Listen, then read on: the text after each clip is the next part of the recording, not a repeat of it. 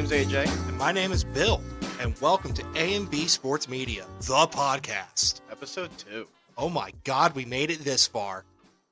We somehow figured out to make a second episode. God help us.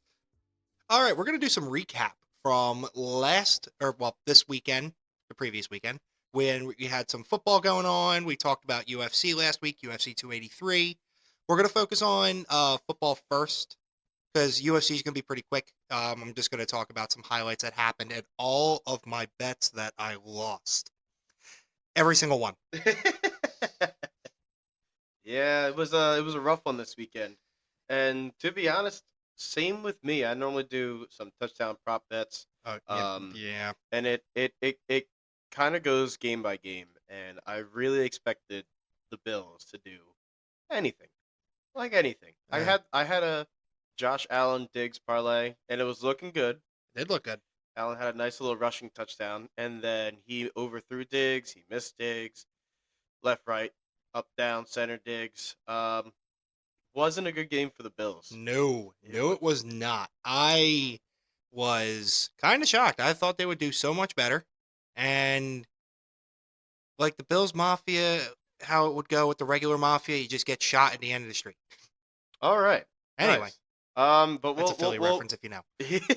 We'll kind of get more in depth with that. But Bill, if you want to kind of talk about a little bit of your bets that happened. No. Okay, so I only had a few. I think I mentioned more that I would have recommended, but I didn't actually take.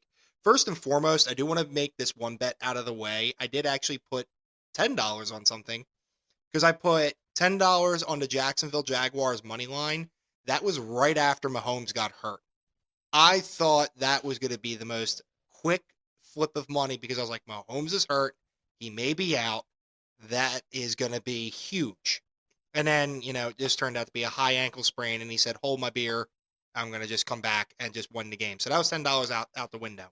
But regarding the actual, I had a 4-pick parlay for touchdowns, as you remember. Jalen Hurts, Miles Sanders, Saquon Barkley, and Boston Scott. Jalen Hurts did score. I was hype about that. Miles Sanders and Saquon Barkley did not score, and Boston Scott did score, but he was not the last touchdown. So that grand, gone. Lastly, I had an MMA one, and that was a 5-pick parlay, and actually, I was wrong. I said to one of my friends I was 2 out of 5 correct. I was only 1 out of 5 correct. Shoot. Yeah, the first fight, the guy that I was really banking on, hyping him up, RoboCop, the guy found an EMP and just dropped him. I'm going to show you a video in a little bit about it too. Yeah. Because some of the fights at UFC 283 were spectacular. A lot of people on the rise really showed up in Brazil and just went crazy. Some people that I expected to win clearly did not have it in them. And yeah, we got a new light heavyweight champion. We got a returning flyweight champion after 4 fights. So yeah, we'll talk about it in a little bit. But first, let's get on to football. Yeah, let's get on the football. So recap of the divisional round. As we alluded to a few games, we'll go down the list. So yes. Let's first start off with Jacksonville, Kansas City. I believe this kind of went as well as we thought it was going to go. Yeah. Even with Mahomes getting hurt, I think that. Oh, I jumped on the hype train for Jacksonville right there. I was like, this is the chance. Yeah. Jacksonville. But they didn't. When he got hurt, they did not send the house like I expected them to. No. Which I think, I hate to say this, and not trying to be rude to Patrick Mahomes whatsoever, but if you know the quarterback is hurt, try to get that defense in there a little bit more. I'm not saying break his leg. I don't want that. Yeah, but you're trying to expose a flaw. Exactly. Expose the flaw, take him out, then you have the backup come in who may not be as ready. But as we found out, the backup did play a little bit too. He didn't do bad. Yeah, Chad Henne actually played really well. Yeah, no complaints to Henne. I believe he had a touchdown, but I think so. But regardless, yeah, that's where I was a little concerned with the Jags a little bit. Yeah, you kind of know, like, someone's out. Patrick Mahomes, who's a perennial player, fun fact, he was the oldest QB in the AFC at one point for the we're playoffs. Still older than him. I'm his age. All right, rub it in. but but yeah, Chad Henne came in. He went 5 for 7 with a touchdown, Yeah, and no, kind of showed him that like, hey, like this whole team's here to play. yeah, no, good for them. And Trevor Lawrence didn't necessarily play too well. Etienne playing massively well. He's a stud running back. And talking about stud running backs, Isaiah Pacheco Hmm. runs like a freight train. Yeah, There was one where he broke through the hole and just put his head down, and he's a violent runner, so like you can see it. But like when he was running, I was like, holy crap! Like that's scary. that is they found someone in him. So that's kind of what happened. We kind of knew the Chiefs were going to win. Yeah, that was my safety bet. The line was minus 9.5, and they didn't hit that. But yeah, I was that yeah that game was it kind of went exactly how it was. The Yeah, Jags kept it a little bit close. they did. Yeah, I mean, only Um, down by a touchdown's not bad. yeah, so that ain't bad. But And you know what? Respect to Dougie P. He got at least up to the divisional round. yeah, I mean he turned that team Yeah, around because Urban Meyer was it. terrible. Yeah, I was gonna say They had 2 years straight they of looked first round rough. picks. So Yeah, they looked rough for a while. Dougie P comes in and fixes it. Like for a little bit, it didn't look hot, but then a late season push towards the end, especially against Dallas, yeah, that I think that really helped them get the motivation to keep playing through to the playoffs. And again, respect to them for even getting this far. yeah, 100%. So now we'll move on to our favorite game of the week. Oh yeah, absolutely. Our absolute favorite game. I'm not even gonna try and be unbiased here. No, The Eagles absolutely demolishing the Giants, 38-7. On the 5 year anniversary, they did the exact same thing to the Vikings. that when I found that out was amazing to me. I loved it. I loved every second of it. And Kenny Gainwell popped off. Yeah, yeah, he did. He is. I saw someone say this. He is the Corey Clement of 2022. Oh, So okay, Corey Clement 2017. He's the Corey Clement of 2022. I got you. Okay, that makes sense. Boston Scott did well. Yes, He he did. always plays well against the Giants, as It you said it. before. I know for a fact that just a few years of Sirianni being here, I know Yeah. for a fact he does that on purpose. Yes. I mean, even if it's not a scheme, if I was, I would genuinely knowing it's the Giant Killer and he Hmm. always plays well. Just putting him in for like a few drives and Hmm. just being like, "We're gonna run it at you and Yeah. have fun stopping it," and they never can. Nope, never could. Goddard got a touchdown too. Very happy to see that. Yes, he did. That was a really Yeah, good touchdown. that was a Actually, good touchdown. That set the tone too. yes, it did. Um, but yeah, Giants just could not pick it up whatsoever. Could get any momentum. We just kept shoving a cheesesteak down their throat. Basically, it Yeah, was great. and I was worried. I was genuinely worried. Like I Uh, there's something in Eagles culture, where when something's too good to be true, it yeah, normally is, and especially when with everything going on, with us kind of being number one in the whole league, yeah, that part throws me off all the time. kind of being, I don't want to say rusty, but like just like the past few games weren't Hmm. necessarily too great. No, they weren't. Thankfully, we had a week off where everyone could get healthy, but Yeah, even then, I was like, Giants coming off. I know the Vikings are the Vikings, like yeah. they were frauds to begin with, but I was still worried because No, it's an NFC Giants battle. aren't a bad team, but when it's a rival game like that, you know there's more on the line. It's always Now, close. we know when it comes to the Giants, they haven't beat us in a while either, at least at home. Nope. But we at the same time, those rival games always pick up a little more energy than normal games. Yes, they do. So that's why even I said, and I was wrong, and I admit that completely too. I said what, +3.5, +3 or whatever Yeah. for the spread. I was completely wrong, and I admit that. Yeah. I was saying take the Giants plus 2.5, and Nope. that clearly did not hit. Yeah, no, honest to God, we should have made the spread even bigger, but it is what it is. Yep. And I mean, yeah, it was a win-win because I Yeah. mean the Giants got absolutely smacked. They got absolutely and smacked if it did hit for 3 then times in a row. If you look back at all 3 scores against the Giants, we beat the crap out of them each time.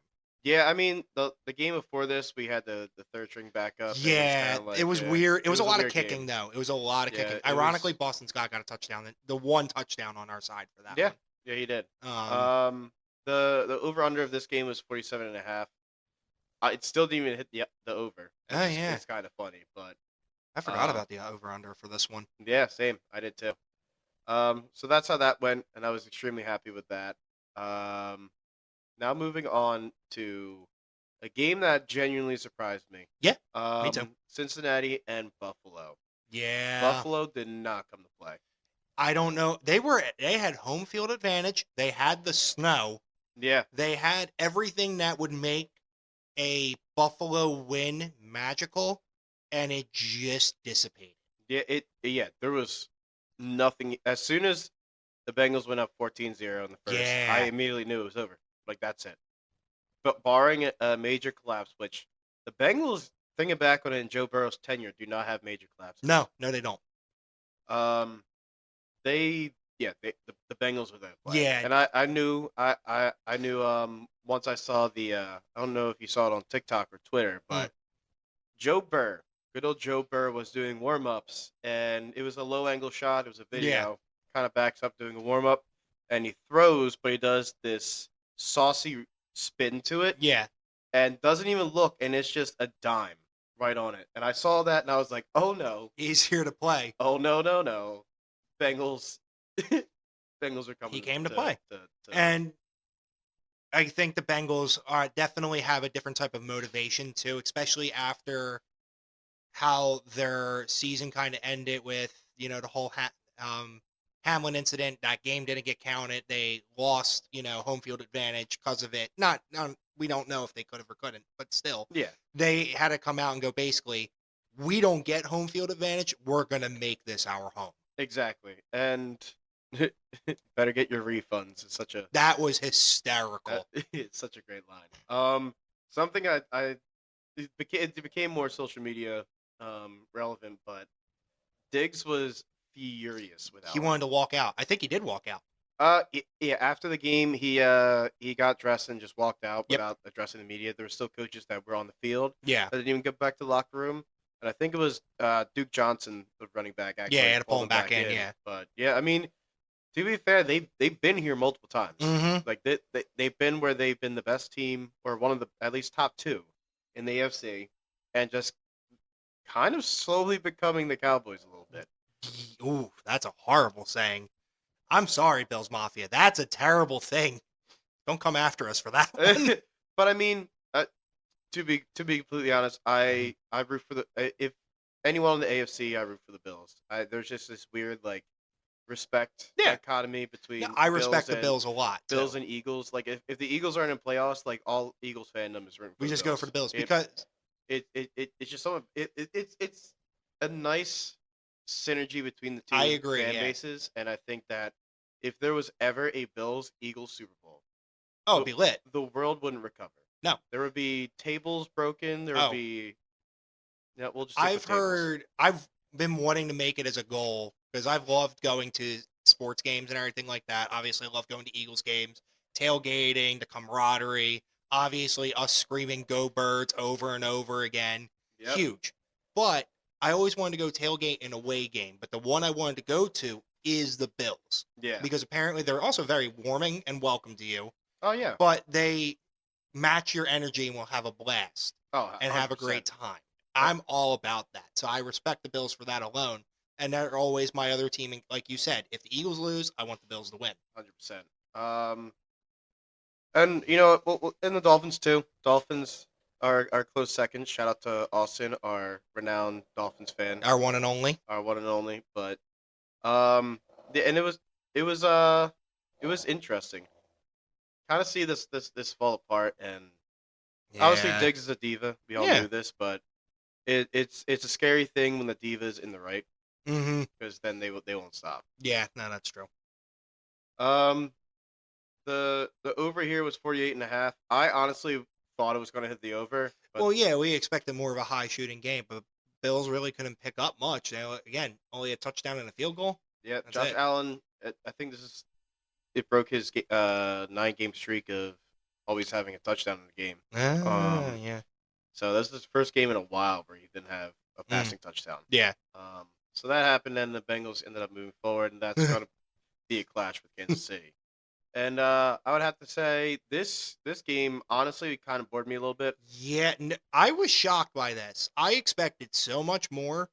I expected a game where Purdy. Well, I mean, even with Purdy having a lot more pressure, and I expected Dak. Well, I didn't expect this. I said this in the beginning of our thing when it came to Dallas and the 49ers. Dak has to play at his best. Yeah, I agree That with was you. not it though. It wasn't. It was pretty much on par with the whole season. Yeah. How many Uh, interceptions did he throw? 2 or 3? Dak had 2 Yep. interceptions. He threw for 206 yards and a touchdown. His QBR was Ooh. 51. But then we look at Purdy, whose QBR was 43. So, Yeah.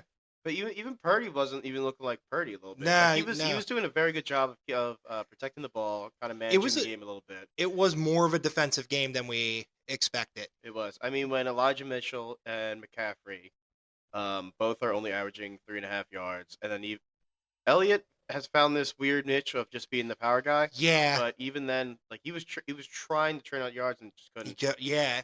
And And that's basically their downfall too, because I was worried about Elliott for 49ers if he can power through them. They couldn't. Or yeah, he couldn't. Sorry. well, even Pollard, which Yeah. unfortunately he got hurt, but Yeah. and we actually found out today, I believe, that it says he should be good for training camp. So all you fantasy dynasty people out there, or Mm. even just Cowboys fans, you should be Tony Pollard should be good for training camp, and honestly, he probably should be the guy moving forward. Yeah. All right. But he got hurt, and even he was only doing 3.7 yards per carry. Um, and I'm a definitely rub some salt on the wound. Um, Dallas Cowboys have not returned to a championship game. Yep. I believe since They haven't. Yeah. since the 1990s. And the Eagles are the most winning NFC East. I think it's NFC East in the 2000s. in the NFC, the Eagles have the most appearances. Yes, you're right. I'm sorry. In the NFC championship game, but Hurts was not alive the last time the Cowboys got into the NFC championship game. So that means that he was born. He went through adolescence. Yep. Took his first steps. Took first steps. First words were "Go Birds." Probably not. We're gonna go with it. He was from Texas. All right, it was yeehaw. But he went to high school, became football stud. Was doubted. Went to Alabama. Mm-hmm. Got kicked out of Alabama for Tua. Went to Oklahoma. Balled out, and we'll actually get to that in a second. Yes, we will. Got drafted second round. Took over from Carson Wentz. And after all that, still made it to the NFC Championship before the Cowboys can make it back in the 2000s. Cowboys, what are you doing? And that's kind of crazy too, because CeeDee Lamb is an absolute stud. Honestly, anytime we play the Cowboys, I am concerned for CeeDee Lamb and Ezekiel Elliott. Those two alone scare me. Dak, no. Everyone else, yes. I'll give credit to Dak. Even Dak, even with this season, still kind of like made me like he's been there. He's always put up a fight against the Eagles. Same with Elliott. Yeah, like they both always. just have this thing where they face the Eagles. They're putting up their best. Well, yeah, it's one of to me the biggest rivalry in football. Yeah. The Eagles versus the Cowboys. Yeah. So hence why I'm sorry, I didn't mean to cut you off. If they did win, which a lot of us were actually hoping for, in the sense of not even for the game, but for the tailgate. Oh yeah, that's a good point. Always an Eagles Dallas tailgate, especially for the NFC Championship, is sometimes bigger than the Super Bowl. Yeah, I would say that. I definitely did go back and forth, but ultimately I always wanted Dallas to lose. Oh yeah, so do I. But yeah, so this was a game that definitely let me down a bit. I was upset. I had a Christian McCaffrey parlay touchdown. I had with Dalton Schultz, and I just needed Deebo Samuel. Yeah, I just needed him, who has been popping off to get one touchdown. Mm-hmm. And a $10 bet would have won $110. Okay, would have been nice. Yeah. But nope, it was a defensive game through and through. And that's how that went. But now with all that being said, and all the divisional round being determined, who's moving to the conference championships, yes. This is where it is scary as an Eagles fan, but exciting as a football fan. So we'll start with the Eagles San Francisco, because that game is going to be nuts. Yeah, I am. I am very excited for this game. I am very nervous. I'm seeing on ESPN that they have the matchup predictor with the Eagles with a 65% chance of winning. I dig it. The Eagles actually opened up as I think it was 1.5 favorites on the spread. Yeah, the That, spreads were very small. but within like 30 minutes to an hour, the spread went from 1.5 to 2 to Hmm. 2.5. So right now it's sitting at 2.5. Yeah, and hang on, I'm actually pulling it up on DraftKings as well to have that lineup right because I may make some Bills bad bets. But what I wanted to get into for this game, for the 49ers versus the Eagles game, Yes. was that this is not the first time Brock Purdy and Jalen Hurts Right. have faced each other. They faced each other a few years ago when Jalen Hurts was with Oklahoma Mhm. and good old Brock Purdy was with Iowa State. And that game Ewa. was nuts. That game was nuts. So it ended up coming down to the wire. It kind of Oklahoma was ahead a little bit. They were kind of like they got pretty much a decent amount of lead, and then of course, like most people do, let off the gas and try to manage. Iowa State did not want that to happen. No. They came back like a hellstorm. They actually made this a game. The end result was 42-41. Iowa scored to make it 41, and instead of going for the extra point, they went for 2 points and ended up not getting it. Iowa won. They survived the comeback, but Jalen Hurts in this game went 273 yards with 3 touchdowns and an interception, and Brock Purdy went 282 yards with 5 touchdowns. Now that's a crazy game, and another person I wanted to bring up was that Jalen Hurts had CeeDee Lamb, and CeeDee Right. Lamb popped off in that game. He went 167 yards and 2 touchdowns on 8 receptions. So looking back at it, obviously two completely different defenses, two completely different offenses as well. But if it's anything like this game, it'll be an absolute best of the season, and I'm really excited. And as an Eagles fan, really scared. Sorry, I was looking at a parlay idea that I had as a terrible one, but I like it. But I gotta look if I hit the wrong one. Well, while you're looking, I'll kind of go over the little thing. So the Eagles Absolutely, are yeah. obviously favored, -2.5. The over under is 46. I kind of this is a kind of even over under, and it annoys me because I want this to be an offensive minded game. I really do. I think that both offensive, uh, um, both offenses have really good offensive weapons. San Francisco has Ayuk, Samuel, Kelsey, McCaffrey, Elijah Mitchell. Like they can hit you from everywhere. But same with the Eagles. They have AJ Brown, Devontae Smith, Miles Sanders, Dallas Goddard. Like no matter which way you look, this team has weapons. Well, both teams have weapons, and but at the same time, they also have weapons on defense. And it really, I believe, this game comes down to one specific thing, and it's kind of how Eagles win most of their games. Who wins in the trenches? Which O line can hold up? Which D line can get pressure? Who can make mistakes? And I think that ultimately, I kind of like Eagles O line a little bit better than the rest because I think it's a solid matchup for both I both agree. both trenches. But I think the O line is just that much better to hold up. And I hope that our defense can get a little pressure on Brock Purdy and make him do some rookie mistakes because he's a rookie. He is. He was the last pick in the 7th round of the whole entire draft. So this will be a fun one. I'm gonna have to go with the under. I think that the under is the move for this game. I'm just going back to let you know what we have on DraftKings regarding that as well. Sorry, I was making a Bills bad bet that may have a $3,000 payout. Oh my. It is dumb, especially with one big hitch too. But I'll get back to that. Okay. Going to the specifically to the Eagles 49ers line. It's still +2.5, -2.5. For the 49ers, it's the plus. So -105 for +2.5. Eagles is -115 for -2.5. The money line +125 for the 49ers, -145 for the Eagles. Over under are both -110. And also, we got our touchdown props as well, which I'm going to get back to in a second. Jay, I have some picks for oh, that I too. have a fun one already.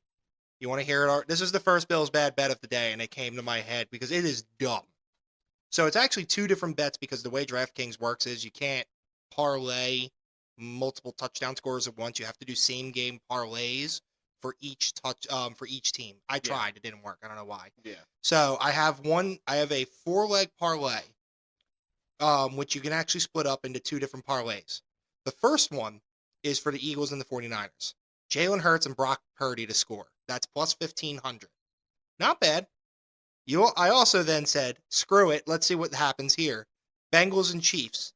Patrick Mahomes to score, which I know he has a high ankle sprain, so that's going to be a really risky belief. And then I said Joe Burrow to score. That's plus 4,500. However, if you combine the two together, the odds are plus 73,500. So if you put $5 on this bet, your payout is $3,680 For all 4 QBs. All 4 QBs have to score. Wow. I'm going with it. Actually really like that. I think it is dumb, but if it happens, oh my god! I think your biggest miss It's is going to Mahomes. be no. I'd say Brock Purdy.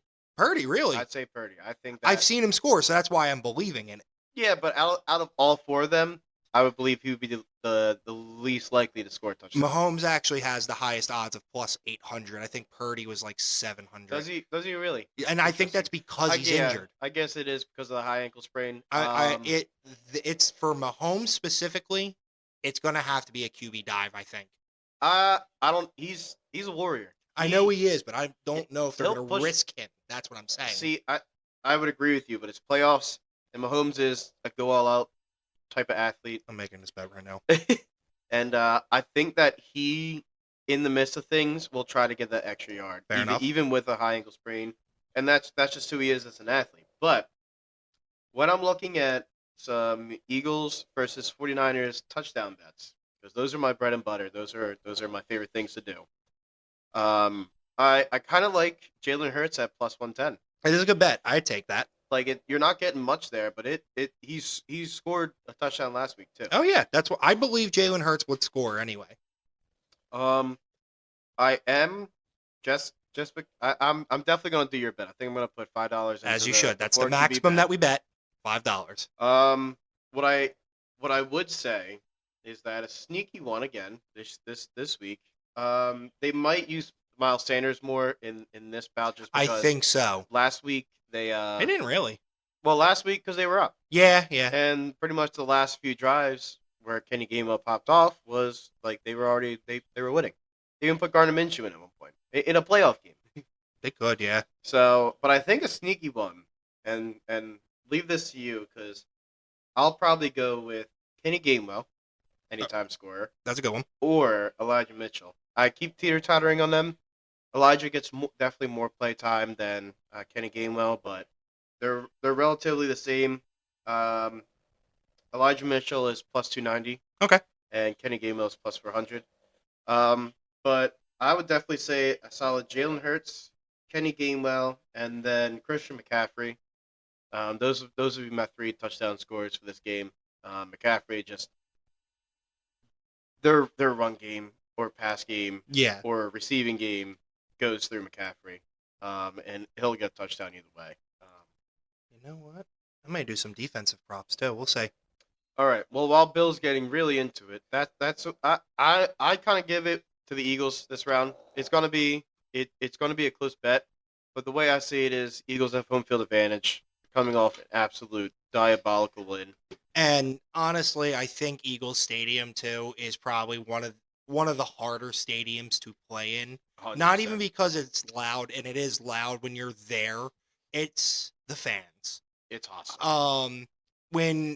I got to go to 2 games this year. I'm very blessed to say that as well. I got to go during the early season against the Vikings, and they had an absolute blowout. But hearing the fans every single third and whatever, every single 4th down play, Sirianni wanted to go for it.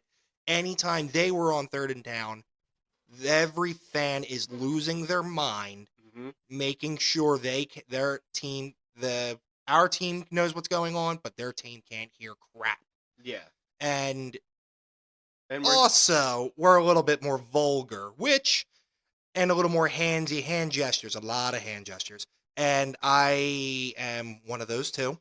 I mean, Eli even said that Yeah, his first time playing the birds, he had a 5-year-old flipping him the bird. it's very accurate. And it's such a different atmosphere too because, like Bill was alluding to, it is hostile. Like the Seahawks, their whole stadium is built so it's loud, like it so that the whole it's called the 12th member, and it's so loud there that it's hard, especially as an offense, to kind of maneuver, call audibles and stuff like that. But this is a different type of loud, where like you hear it and you might get attacked, but it it's just one of those games where I think Brock Purdy's been playing amazing. Last week definitely kind of made me a little bit less uneasy. Just the way that both the 49ers and the Cowboys played. And I think that rookies tend to regress to the mean. Honestly, I really want a good game. We'll see what happens, but I think the Eagles pull it out, I and think it's gonna be a fun game no matter what happens. I would absolutely love. Actually, I'll hold that for Hold the prediction. yeah, I'll hold it for the next game. But Fair enough. I think yeah, I know you were going with this. I think you too. I think Eagles pull it out, and I Hmm. think it'll be a really fun one. But the next game, which I think is going to be more of a shootout because less defensively, Yeah. Cincinnati at Kansas City Chiefs. Uh, Chiefs are plus. Really? Chiefs are. It's weird. So Chiefs Yeah. aren't the favorite right now, even though the matchup predictor is saying 65%. 65% Yeah. the Chiefs win. The money's not going towards them. The No, it's money's not. actually going towards the Bengals, who are favored. Money line's minus 125. Um, their spread is minus 1.5. That's interesting. I can kind of see it though. Yeah, If I Mahomes can was fully too. healthy, I think that would be a different story. I think this would be more skewed, but since everyone knows he has that high ankle sprain, people are very wary of how he's going to play. Exactly, but I mean, Mahomes has played through injury before, especially I, due I was very concerned when he was playing too. I'm like, you are going to hurt yourself even more, my guy. because like the problem is too is like Chad Henne was doing fine. Yeah, And like but I know him being a competitor, being an athlete. yeah. Like You you don't want want, to yeah, stop. you're like you're not taking me out. Yeah, I'm going back in to the I'm going down like it, swinging. you don't care about your body at that point. You're there for your team. You're Yep. there to get that win. You So go until you die. Foreshadowing for UFC 283. that'll be an interesting little rebuttal. Mhm. So I would actually have to probably say mm, I still have this. I don't know I'm because taking the Bengals. Joe Burrow has not lost Mahomes 3 times they've faced each I other. think Burrow has the fire in him right now after everything going on. Like, He's got he the just Riz. wants to win. He He's is, going to take a cigar, chomp on it, and fucking throw dimes and win. and I would have to agree with you. I don't think that the streak ends now. I think No, that especially with Mahomes being hurt, streak ends in the Super Bowl.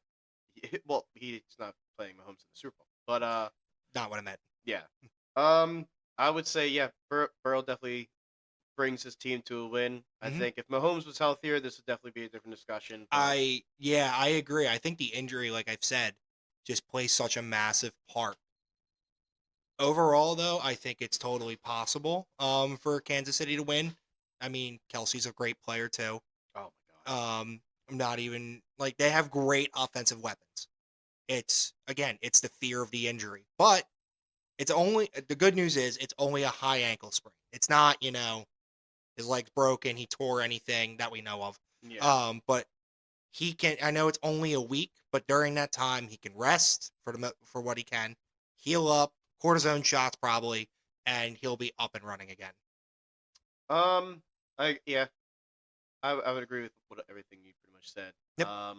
The over under is 47. I'd actually have to go under. I would take under. I would take under. I want it more in the fact that I want this to be I want to be wrong. I Yeah. want this to be an offensive bout. Then let me say it. It's going to be under. Now it's not. There we go. So we'll have to see how that all pulls out. But yeah, So I think Bengals end up winning. Now going on to TD prop bets for this game. yes. There's actually they do expect a lot of people to score because there's Couple Let's see. in the minuses. No, there's no one in the minuses, but there's six Ah, below 200. that's huge. The I six see. are Travis Kelsey at 100, Yep. Jamar Chase at 100, Joe Mixon at 100, Jerick McKinnon at 155, Mm-hmm. Pacheco at 160, and Higgins at 195. Kelsey to score 2 at plus 700 ain't bad though. The only one I would go with there is Jamar Chase. That was my other one. That's my one. Normally when I do TD prop bets, there's always three. Mm-hmm. And then I kind of parlay them. I would definitely do Jamar Chase, but I wouldn't touch any of the other ones. The two people I would touch: Kadarius Toney at 285. This is based off DraftKings, and Hayden Hurst at 285. It's not a bad move. I think that Hayden Hurst scored last week. He did, yeah. He's been that sneaky sleeper for the Bengals, getting the touchdowns. And Kadarius Toney, he's got talent, and they're starting to use him a lot more in the games. I think that those two are like the really good value, and will definitely get you the touchdowns. So again, Jamar Chase at 100, Kadarius Toney, and Hayden Hurst at 285. Wrong one. Those would be my TD prop bets. Yeah. Now let's listen to what Bill's got. Hold that thought because I'm trying something dumb. Okay, what was that? And Jamar Chase. Let's just see if this works. Plus 3,500 if you want to take Travis and Jamar Chase for 2 touchdowns each. Oh, for 2 touchdowns? That's actually not a bad one either. Plus 3,500. Travis, Kelsey, and Jamar Chase both have to score twice. Yeah. $5 payout is $180. That ain't bad. Well, Jamar Chase should have scored twice last week. He should have.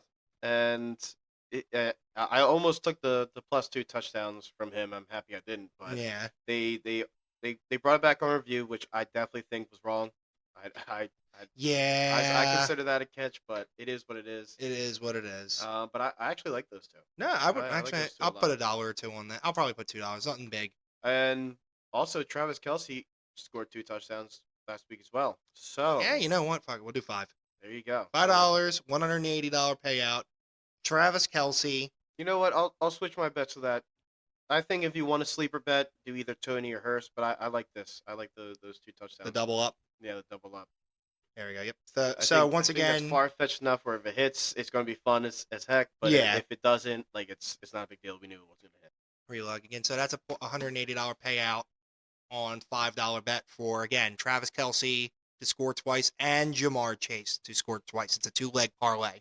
Now, with all that being said, and what I was excited at, which I was saying, division round wise, this will right after the Cincinnati beat Buffalo, I was like, this would be a really cool thing. And what I think will actually happen is Joe Burrow versus Jalen Hurts in the Super Bowl. Oh, yeah. I was going to ask you what your prediction was, and you were alluding to it right away. Mm-hmm. I think it's a Bengals-Eagles Super Bowl, and I think the Eagles take it. I think it's going to be also a very, very close game. They're going to be at their peaks. Yeah. Objectively, biasly, it's a coin flip. Yeah. No, I don't know. When it gets to that point, I don't know. I'm not prepared for that, actually. I'm not prepared for that either. So, because I hate to say it, when it came to the 2017 Super Bowl at the time, I was excited as all hell to be in the Super Bowl. And win or lose, I was just happy we got that far. This time, I only know what it is to be a winner when it comes to Eagles being in the Super Bowl. Think about it, though. We only have, in our lifetime right now, one Super Bowl win. So one in our Super Bowl lifetime. win, Yeah. but we've had 2 we have Super Bowl 2. appearances. Yes, you're right. And I don't remember that first loss. Oh, I remember it. I was too young picking my nose probably. It was brutal. But it was brutal. this one is going to hit harder if we lose. And it's also going to make me hate the city of Cincinnati for no reason even more. I really like Joe Burrow. If he kicks us out of the Super Bowl, I'm gonna hate him. I know. I hate him so much. And that's the thing, though. Then we have a new rivalry. Can't say the word. And that's going to be Cincinnati. Because the next time they come back during this regular season next year, if they did win, yeah, people be throwing beer bottles. yeah. Because another thing about it, the Patriots cheated against us, and we got our revenge. Yes, we did. If Joe Burrow, who I definitely don't think would cheat, No, beats never. us in the Super Bowl, there would be so much revenge talk. People want to get back at him, but that's a toss up. But I think it's going to be Joe Burrow versus him, Jalen Hurts, in the Super Bowl, and I think that'll be a fantastic game. that'll scare me a little bit. Yeah. So And that kind of wraps it up for the NFL. yeah, And I guess Bill. I know you have a few UFC replays. yeah, I'm gonna show AJ some of the UFC replays. So I'm gonna go through a few things that happened on UFC 283. Um, I'll go through the card and I'll show highlights as I can try to do as best as I Mhm. can because I didn't actually forget most of my technology today. Moving forward in the podcast, hopefully, once we get a little more traction, we'll start doing more with video. Yeah, You'll actually see our uh, faces, yeah, and then we can actually show some replays too. yeah. I gotta be But careful with the replays with UFC. They're not that friendly about it. that is true. We do have to Um, be very careful with it. so the big thing on the early prelim. So when it comes to main big events at UFC, any numbered UFC event, there is early prelims, and then the main event. Yeah. Early prelims are mostly those fighters that you really don't even remember, or they're like up and coming slowly but surely. Sometimes if a card's super stacked, you'll actually have people on early prelims. Hmm. But in this case, you have um, the one I want to talk about is Terrence McKinney and Ismail Bonfim. And this man, Ismail, oh my Lord Almighty God, Yeah. he did a flying knee to this poor man, Terrence, and just took him out. Um, it was beautiful, very painful, but beautiful. Knocks out Oh, his mouthpiece too. Wait for it. we got the replay going, and yeah. And ding, he's down. Oh, Down. He is out. Rio is losing their mind. And that is the best way to get in deeper into the UFC. That oh yeah. highlight reel KO will get him moving up more That's a in his flying rankings. knee. Yeah. Beyond that, regarding the what's it called? Early prelims, not much else going on. There was a few other KOs, but that was the big one for Ismail to win. Good for him. The sad one I have to get through real fast. Gregory Rodriguez, aka RoboCop. Yeah, that one was a very sad one because he was actually doing well in the fight. It wasn't perfect, but they were trading really well. Everything seemed like everything was going fine, and then, whoop, and everything looks like he's going fine. All is well, and then, boop, Oh, that RoboCop gets shut off. hit the off button there. Yes, he did. So that was the first leg of my parlay. That was over right then and there. Shogun Rua, which was the main event of the prelim card, got knocked out by Ihor Potera. That was a shame because that was his retirement fight. It is what it is. Now we go into the main card. So I've always been a fan of this guy named Paul Craig. I showed him earlier in the last episode. Paul Craig actually submitting the Jamal Hill and then submitting Magomed Ankalaev, which is the one of the top 5 ranked in the light heavyweight champion. He Mhm. has wins off big name people. Yeah. And then he fights Johnny Walker. Let's see how that goes.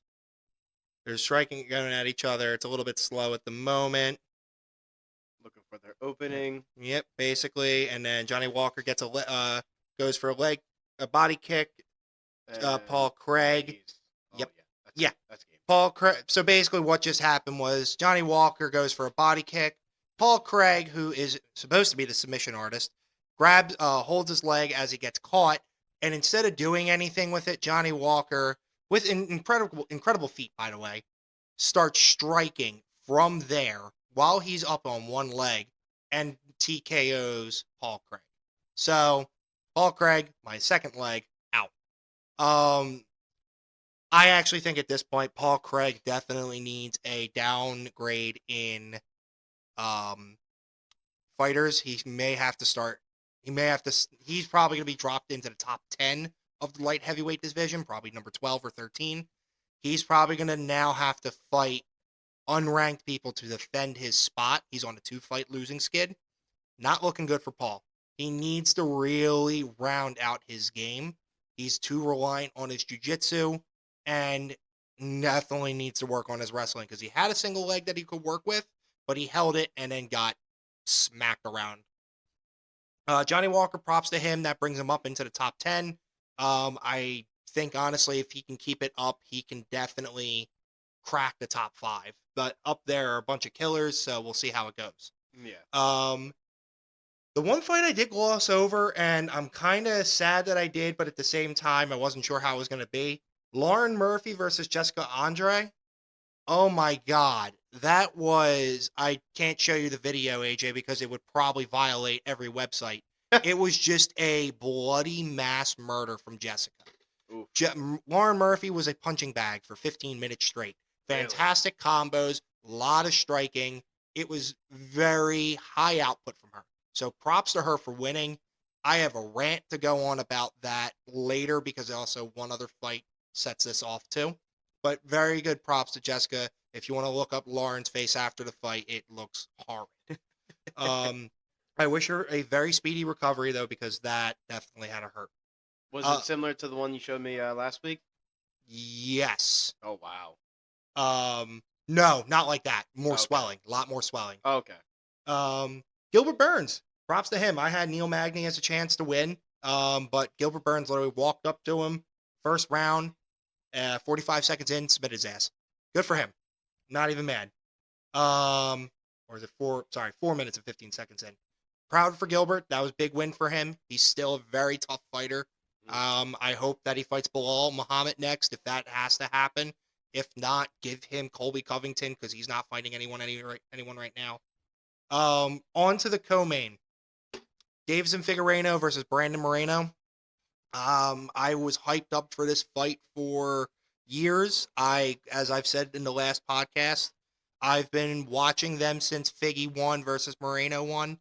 I said that wrong, but Figgy versus Moreno won. And yeah, thank you. And watching that first fight was amazing. Watching Moreno take the belt in the second fight live was incredible. Being in the atmosphere was great. And the third fight, it was very disheartening watching him lose via decision.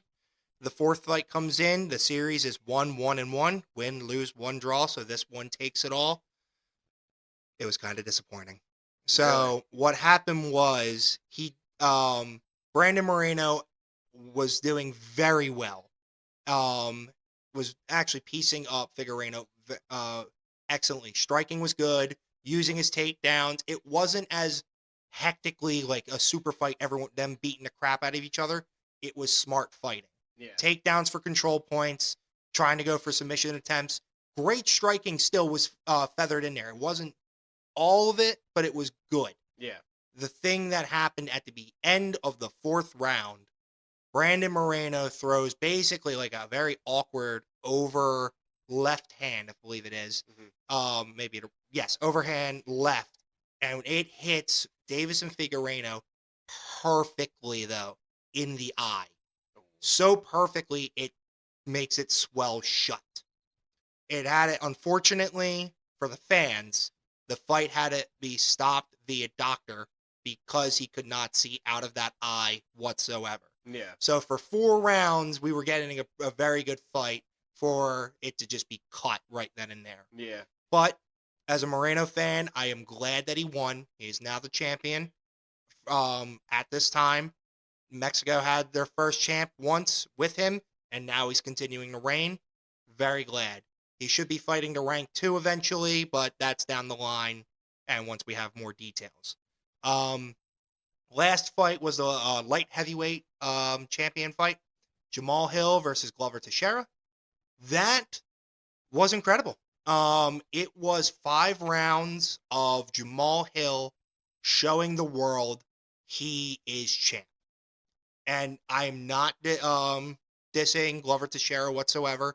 It was a very good fight. Yeah. Jamal Hill just wanted to prove, though, that he had more in him. He wanted to show that he was the champ.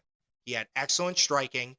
He had fan-fucking-tastic takedown defense because when everyone was worried, even me, that if he gets to the ground, Glover's going to submit him. He stopped a lot of the takedowns during that. There was a few that happened, but he took his time, got up, was never in real danger of any submissions. Glover definitely took a lot of extra damage that he shouldn't have. At one point, Jamal Hill, I think, hit him with 2 head kicks in a row, Yeah. and he was quite literally wobbling. You can feel the CTE oozing off him. It was not pretty. He was bloody. He was battered. He was bruised. His coach should have stopped it in the 4th round. And this is where my rant goes real quick.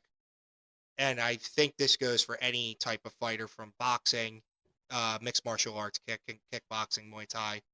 That has to be more implemented. It's more common in boxing because both Lauren Murphy and Glover Teixeira got rocked over this weekend. I would rather see them, fight another day than, get severely injured for 15 minutes. Yeah. And for Lauren Murphy's case, during the ringside, during the 3rd round, like in between 2nd and 3rd round, they were trying to cheer her on, saying she has to get a knockout instead of going, you know what, maybe she took too much damage.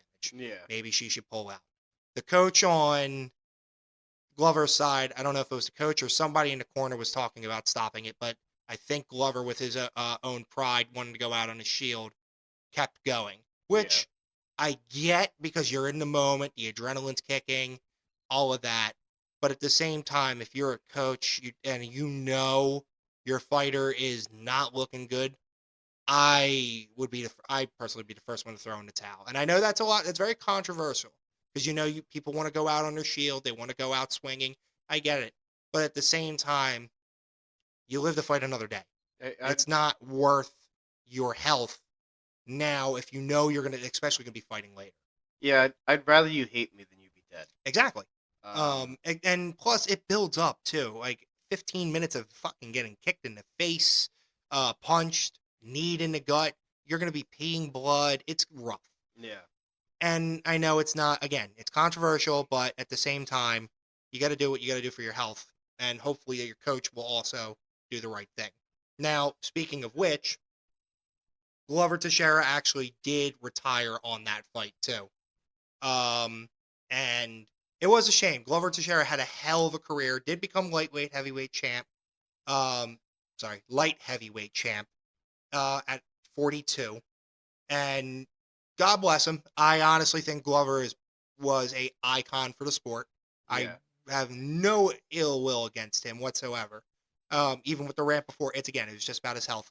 But I wish him the best. I think he's going to now focus on coaching the middleweight champion, Alex Pereira, the rest of this time. Okay. Eventually, I think what they want to do is move him up to light heavyweight.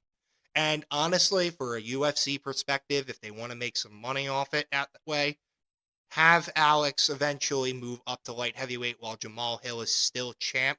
So then you can have the whole plan of the protege avenging the master. Ooh, that'd be good. And honestly, I think that would be a good fight. I think Alex is a fantastic striker. He's a fantastic kickboxer. I think it would go very well. But right now, though, the light heavyweight top 5 is so stacked. We're not ready for that yet. You're still waiting for Jerry Prohaska to come back. He's injured still, but he's on his way to get back up. And them two fighting would be a true banger. Jerry versus Jamal Hill. I don't know if Jamal will wait for it, if he'll fight anyone else in the meantime, Yeah. but we'll see. Either way, congrats to Jamal Hill. He quite literally broke down during the when he realized it was over and he won. Dude, straight out of the U.S. I think it's Chicago or Michigan. I can't remember which one. I don't have it in front of me at this moment. People were doubting him the entire time from beginning to end. And even when I saw him get his arm ripped off by Paul Craig. And I wasn't sure how he would come back from it. He fought Jimmy Crute, knocked his ass out. He fought Johnny Walker, who was also on the card, knocked his ass out. And then he got the chance to do this opportunity, which was a once-in-a-lifetime chance because, again, as I said last week, it's a weird circumstance how he got there because the previous fight was a draw. And he took it, and he got the fucking belt. So props to Jamal Hill. Very happy for you, man. Keep it going. Yeah, and I think that's a good recap of the weekend. There's a few things that I want to touch on. One news that actually broke relatively recently. Um, Scott Rowland has been elected into the Hall of Fame. Did he really? Yeah, he was the only one of the 27 players listed on the 2023 Hall of Fame ballot Yeah. that cleared the 75% threshold. So if just I'm pretty sure that kind of explained it a little bit, but for Hall of Fame, you need to get over 75% of the votes to be elected into the Hall of Fame. If you don't, then you got to hope till next year, and you'll have a few chances after that. I gotcha. Because there's a huge controversy with Barry Bonds, Yeah. all that. But Scott Rowland got 76.3% of the ballots, so he was able to do it. And I'm very happy. He was one of the growing up. He was one of the players that I kind of loved watching, especially him as a third baseman. He played for the Phillies. Most people remember him on the Cardinals. He was a stud player, and Yeah. I'm happy that he's now. I'm glad that you mentioned that too, because I actually have another person going into the Hall of Fame for UFC. Okay. Jose Aldo. Jose Aldo, what's it called? Was the longest reigning featherweight champ in UFC history. Won 18 fights in a row from 2006 to 2014. And held the defense on the featherweight title for 7 times in a row. He did, but otherwise though, he's still one of the greatest featherweights of all time. He did go for bantamweight for a while too, and he even at his older age too, he's like 36, 37, still killing it. Yeah. But I think the last fight he was just over it, but props to him. And then lastly, if this one's a little more interesting, to be real, I'm actually interested in this. And I don't know how really in detail because nothing has happened besides the signing. Jake Paul has signed with the Professional Fighters League, PFL. That's mixed martial arts too. That's not boxing. So we don't know what's really happening with that yet. Who he's going to fight, how he's going to fight either, because there's been rumors from Jake Paul himself trying to call out another older fighter named Nate Diaz, who famously submitted Conor McGregor, one of the greatest lightweights in the world, and is trying to have him do like a weird multi-deal fight where he does one in boxing and then one in mixed martial arts. I don't know if Nate's going to take it or not, but I mean, it's a money fight. Yeah. We'll see how this goes with the PFL and what they're going to do with Jake Paul. I'm going to say this. I don't know how it's going to go with Jake, but it seems like he's taking it seriously for the most part when it comes to boxing. Some of it, though, is a little fishy. I don't know. I mean, beating up Ben Askren, the wrestler in the UFC, not the striker. All right, that's nothing. Knocking out Tyrone Woodley when he was, very gun shy at doing anything. Same thing. Beating up Anderson and Silva via knockout, that one actually got me very noticing of it. I wasn't sure how real that was, but we'll see. Yeah, that's where the conversation starts. Is that not a lot, but a few of the things he does is like you don't really know how real that is. Yeah. And even with Silva, time gets everybody. So Yeah. he definitely is not the same fighter. No, not at all. But Silva, I think, is still going to enjoy boxing because he's still loving his career. But either way, props to Jake Paul. Hope for the best for him in MMA. Hopefully he doesn't get, armbarred or anything like that because I don't know how his ground game's going to be. But we'll see. Have him fight Shane Burgos. That's what I want. That would be fun. PFL, Shane Burgos versus Jake Paul. Let it happen. You know it will be a banger. We're getting close to time, but there's a few more things I wanted to hit, just things going around the league. In the MLB, we have Mike Clevinger. He's a White Sox pitcher. He is under investigation for allegedly violating MLB domestic violence policy, which is not good. And well, it annoys me, especially it's just be a decent person. Don't domestic violence is like. Yeah, I know what you're trying to say. Yeah, I don't really want to get into it necessarily, but not the podcast for it, but I understand exactly. But that's kind of what's happening in the MLB. Good for Scott Rowland, Mike Clevinger, get out. Moving on real quick to the NHL, the Boston Bruins are actually on a pretty good year, record-breaking year for them. Oh, good for them. So they have 37 wins. Hey, through 46 games. good for Boston. And the Bruins are on pace to win 66. Their current record for most wins in a season is 62, and that was like in the NHL, and that was set in 1995 by the Detroit Red Wings, who finished 62, 13, and 7, and Tampa Bay tied them 2018-19 at 62 as well. So they're on pace for beating that record, which is really cool. Another thing is right now they have 78 points and they're on pace for 139, and that would absolutely massacre the one held right now. All right.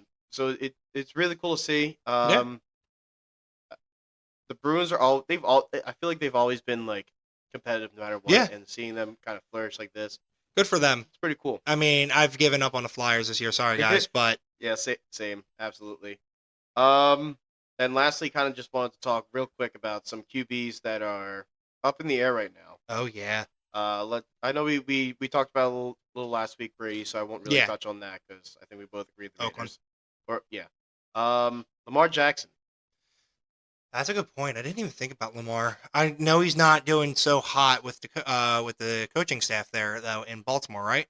I don't think it's the coaching staff. I think it's the execs. Oh, the execs. I'm sorry. Yeah, 'cause Okay. they traded away their boy Hollywood Brown, Mm. Marquise Brown, and he wasn't really a big fan of that. And they consistently fail to get a long-term deal. I realistically think he stays a Raven. I know some people are saying, "Hey, Yeah. Detroit, go get him."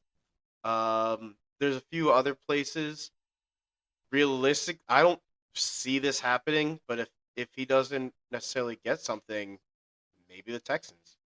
That would be a good one. They That have, can really change around their they have a stud their running luck. back. Yeah. They have the first overall pick that they could use on either an O line or a wide receiver that they desperately need. Yeah. No, that's a good move.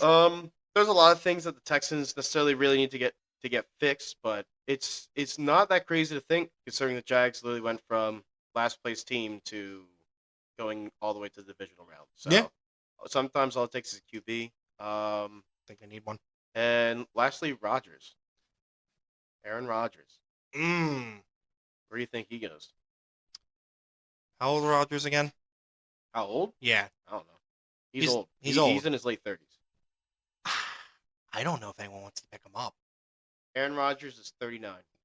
I really don't think anyone will want to pick him up. This may be it.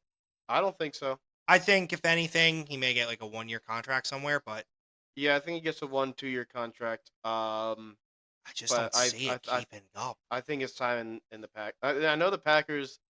There's been rumors that they want to keep him around. And he's open to reworking a deal, but We'll see. I don't know. That age, I think it's time for a new quarterback, Green Bay. Yep, but that's all we got for you. Again, my name's AJ. Yeah. I'm Bill. And you're listening to A&B Sports Media, the podcast. So thanks for listening this week. Make sure to tune in next week.